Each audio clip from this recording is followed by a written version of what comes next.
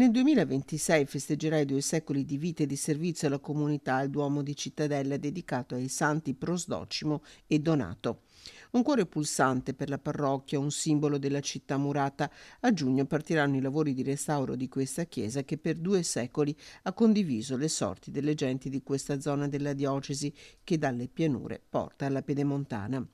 Luogo di fede e di riferimento per la comunità cristiana, il Duomo era stato interessato da alcuni interventi di restauro negli anni 60, ma necessita adesso di un consolidamento della struttura e in particolare del tetto.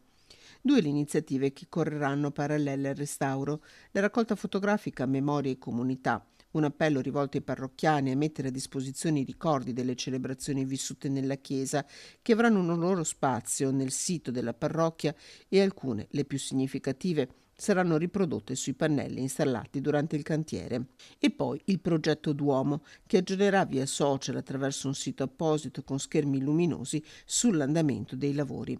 Il progetto costerà circa 1.600.000 euro. Durante il restauro il Duomo sarà utilizzato per le celebrazioni solo nelle giornate festive. Negli altri giorni verrà usato il Duomo vecchio.